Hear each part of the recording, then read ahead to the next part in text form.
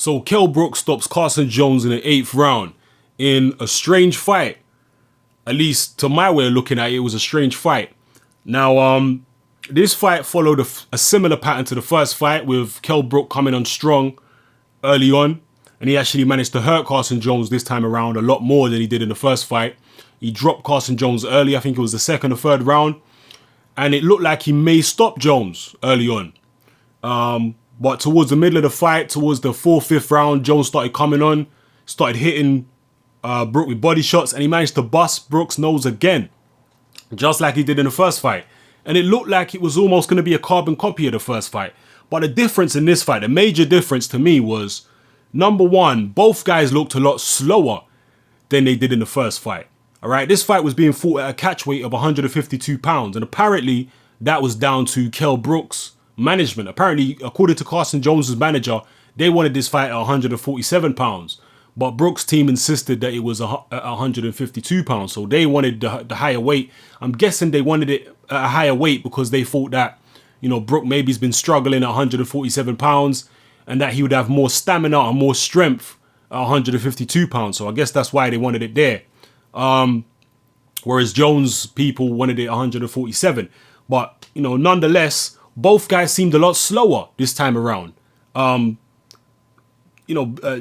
Kell Brook, even though he was able to hurt Carson Jones more in this fight than he did the first time around, he didn't seem as sharp. His punches didn't seem as fast. I don't know. It was a weird fight, man. It was weird.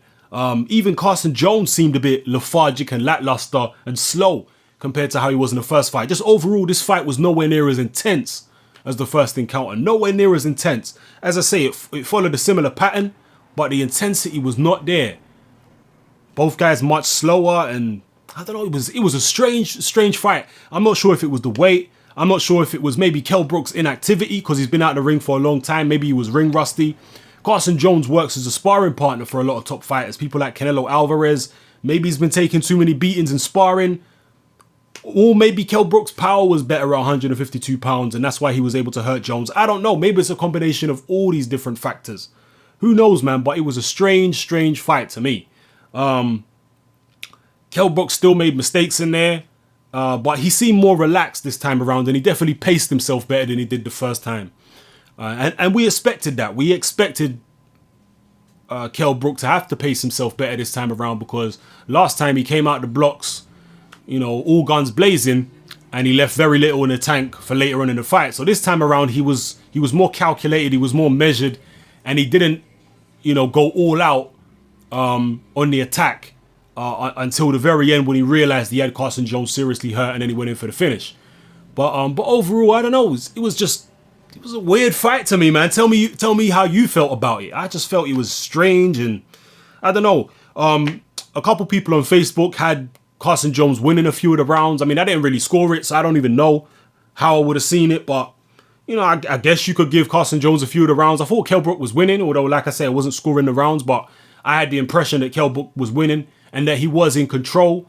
And like I said, he was more relaxed than he was first time around. And his punches seemed to have a hell of a lot more effect on Carson Jones this time around than they did in the first fight. But, I don't know, man. I really don't know what to make of that fight. You know, I really don't know what to make of it. I don't think it was that impressive, a performance by Kell Brook. I was actually more impressed by him in the early rounds of the first fight. I thought he was very sharp. His punches was crisp. His movement, everything in the first few rounds of the first fight I was very impressed with Kell Brook. This time around, I don't know. It didn't look as impressive. His power was more impressive, but his speed, his accuracy, his combination punching ability this time around, just, I don't know. There was something flat about his performance. Like I say, it could be ring rust. He's been out of the ring for a long time. Who knows, man? Let me know how you feel about this fight. Where do you think Brook goes from here? How do you think he can do against the top guys? To me, like I say, I didn't find that very impressive. I thought it was a decent performance. He obviously managed to stop Jones this time around, whereas he didn't in the first fight. But I don't know. He made mistakes. He got his nose busted again. I think in the 4th or 5th round, his nose was busted. And I don't know. You tell me how you feel about this fight. I really don't know what to say. It was just a strange fight and a strange performance all round. No intensity in this fight compared to the first fight. And I don't know, just weird. So leave your comments in the comment section below. Let me know how you feel about this. This is Hatman. I'm out.